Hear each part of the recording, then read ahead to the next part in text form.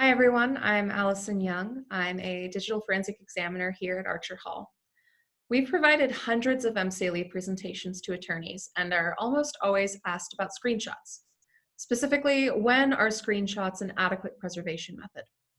Today, I'm going to show you why they are almost never the best solution, even though we see them produced in many investigations.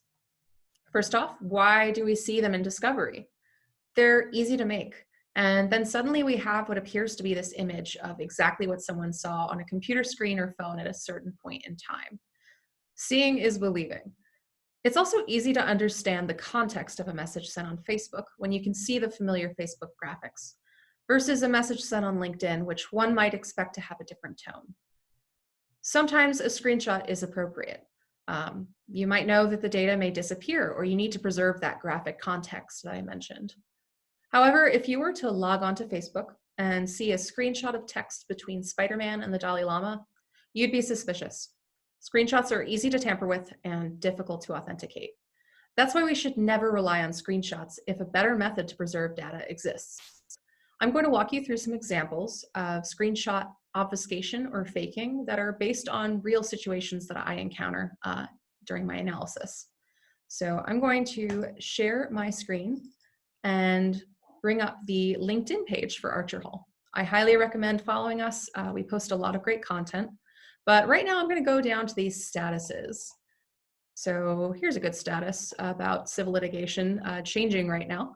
I'm going to right-click this page and hit inspect, and I'm using a tool called Developer Tools. This is bundled with Google Chrome, and it allows web developers to troubleshoot code in real time. These changes are only made on their copy of the website, meaning that anything I change here, you're not going to be able to see on your end of the internet because it's not being transmitted. But I'm going to click here and see this update text, and I'm going to change it. I'm going to say, Allison is the best sports player at Archer Hall. Hashtag go team. And it looks like ArcherHall thinks I'm really good at sports. Although I will tell you that 7 likes is not enough for me, so I'm going to change that to several likes. Seems like a pretty popular status now. So all that's left to do is exit out of DevTools, and I can just take a screenshot of this status here and produce that, and looks like it's professional, looks like it's the web page, but as you can tell, this is not legitimate content. Another thing that you might have seen if you've attended our prior webinars is fake text message generators. These are tools that you can get as cell phone apps, or you can get them on the internet. So here I've Google searched fake text message. I'm going to click here on this iFake text message website and make a little fake conversation. I'm going to say, Jane, how are you? And she's going to say, not well. That's unfortunate. So sorry to hear that. Now you can see this is not a real text message, but it looks pretty clean. It looks like it was taken on an iPhone with iMessage. We've got these familiar green bubbles here. And I could even drill down into this and make it look more professional. So more battery, less battery if I'm notorious for letting my phone nearly die before charging it. And maybe I don't have Sprint. Maybe I have AT&T.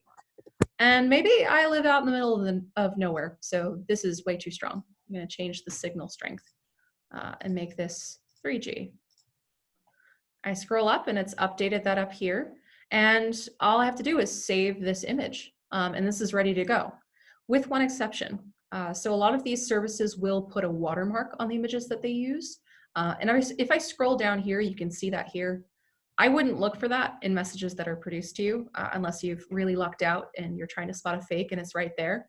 I can save this image and open it up in Microsoft Paint and just scribble all over this, and you'd never know the difference.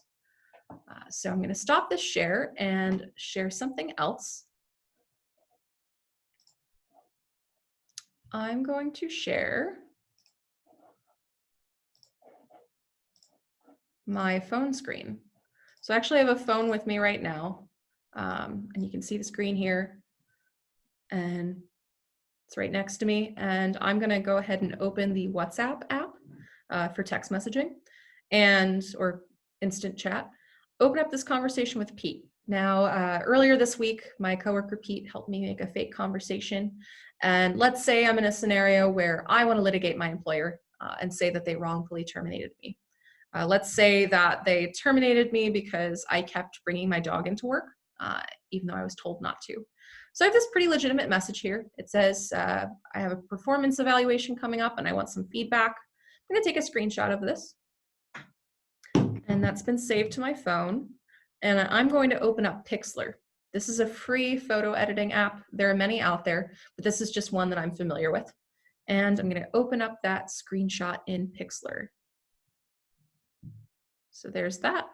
And I'm gonna be sneaky here. And I'm gonna go to double exposure and add photo. I've got this photo ready to go here of a dog. It says, bring your dog to work, even though it's against the employee handbook.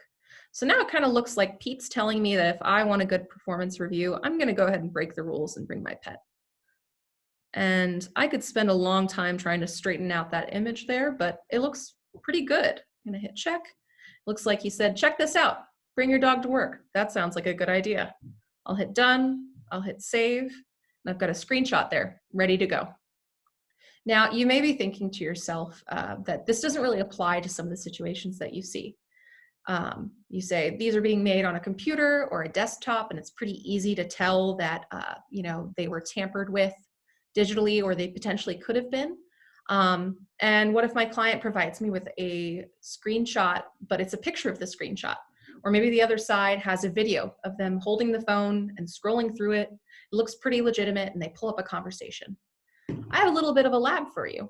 So I'm going to have you open up your phone if you have it next to you and pull up a conversation, any conversation with like a friend. So pull up your conversation with your friend Wayne, where you're talking about how you're excited to go to the game tonight, and go in there and go to that contact name and change it to mom. And it might take a little bit of time for the messaging app to update, but after a while, you're gonna pull up that message and it says that mom's really excited to go to the game with you tonight. And if you were to go ahead and pull up your phone and take a picture of that or a screenshot of you scrolling, it looks like that is what the text message conversation is.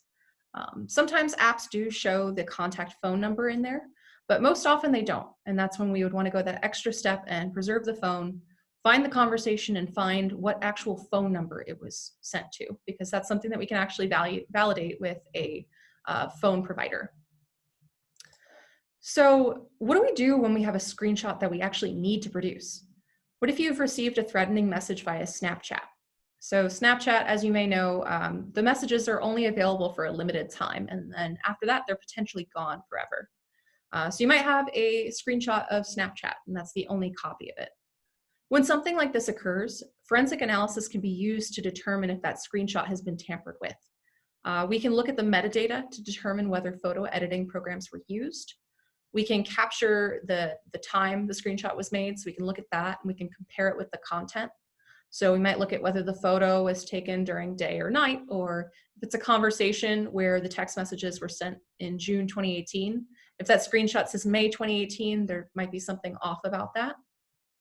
There's also metadata within the file itself that may indicate whether it was saved by a screen capturing tool or a different program. To obtain this data, it's best to preserve the screenshot file in situ. That is, from the device it was created originally and originally saved. So it might be the phone you used to make the screenshot. We might want to preserve that phone. So I'm going to go ahead and go back to that phone. So here's the phone, and I did all that screenshot editing and saved it to the phone. I'm going to pull up this tool called EXIF tool. Now, there are some variations of this. I typically don't use it on a phone, but there is an app available. And this pulls out the internal metadata of a photo. So I'm gonna pull up this original screenshot here, and that's the legitimate one that the coworker sent. And it says it was saved in DCIM screenshots. So that's one thing we might look to. Is this saved where we expect it to be saved? That is something that the user might be able to do if they're savvy, or if their phone model allows them to directly access files on the device. But I'm going to scroll down and I see the timestamps match. So the access changed, modified, they all match up. Looks pretty normal. File tape, and then we've got some different specifications here. Now let's go to the one that I tampered with. Here, we immediately see that it's different. We've got this software metadata value. So it's already been populated with this extra metadata that says this photo was saved out of Pixlr. So we can look to that and say, this screenshot is potentially not legitimate. It was edited somewhere else and saved by a different program than we expect. And you look at the other metadata and things are a little bit different.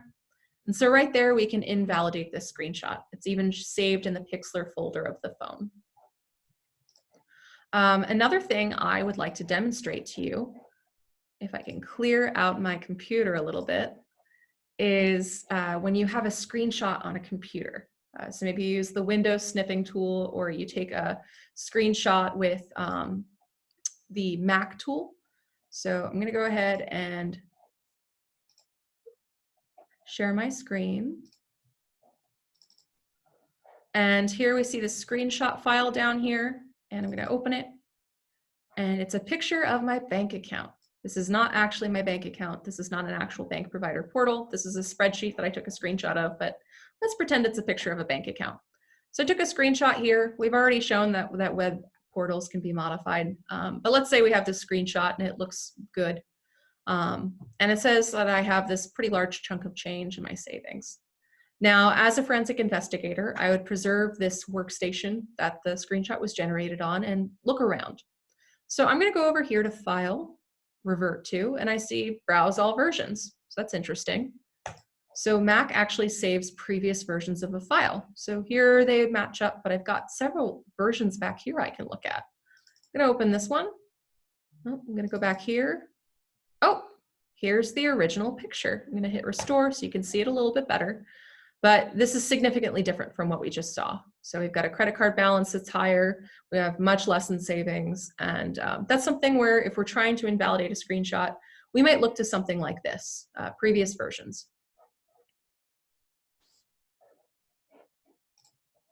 So another thing to look for too, if you are trying to suss out bad screenshots before engaging forensic analysis, is bad tampering.